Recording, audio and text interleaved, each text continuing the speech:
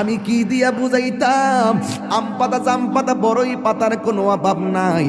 কোনো পাতা দিয়া বড়ই, কোনো পাতা দিয়া গরম জল করে না। বড়ই পাতার পানি দিয়া কেন গরম জলটা করে? আম পাতা কি দোষ করলো? জাম পাতা কি দোষ করলো? বড়ই পাতা দিয়া কেন গরম জল করা হয়? এই কথা দিয়ে কোনো মৌলবি কয় না। লাল কাপড়, নীল কাপড়, হলুদ কাপড়, কত কাপড় দেখলাম। কবরের কাপড়টা কেন ভাইজান সাদা? এই সাদা দিয়া কেন দাফন করা হয়? এই কথা দিয়ে পৃথিবীর কোনো মৌলবি কয় না রে। এ আমার যুবক,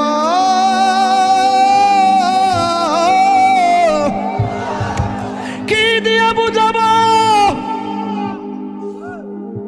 কবরটা কেমন ডেঞ্জারাস?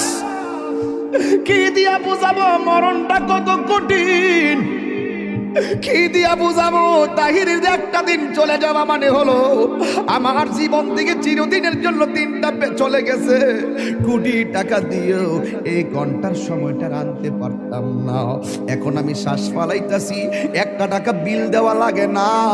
নদীর পারে হাওয়া খাই, বিল দেওয়া লাগে না। পল্লী বিদ্যুতের ফ্যান বাতাস খাইলে বিল দেওয়া লাগে। আইসিইউতে ঢুকে গেলে দিনে 50,000 টাকা গোনা লাগে। আমার আল্লাহ যে কত নিয়ামতের বাতাস আমরারে ঢুকাইতাছে, বাইরে কইরাইতাছে, একটা টাকা বিল নেই না। আল্লাহ কয় বিল লাগতো না, শুধুমাত্র তোরা 5 বার আইসা কপালটারে মাটির মধ্যে লাগাইয়া দিবি। সুবহান রাব্বিয়াল আলা বলবি। দুনিয়ার মালিকের ডিউটি 20 দিন না করলে 20 দিনের বেতন কাটা। আর আমার আল্লাহ তোরে হাজিরা দিছে দৈনিক 5 বার।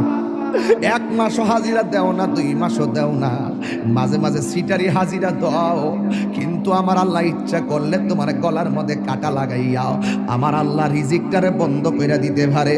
এরপরও আমার আল্লাহ রিজিক বন্ধ করে না কেন জানো নি? কারণ হলো আমার আল্লাহ কয় আমি আল্লাহ তোরে মায়া কইরা বানাইছি, মায়া লাগে।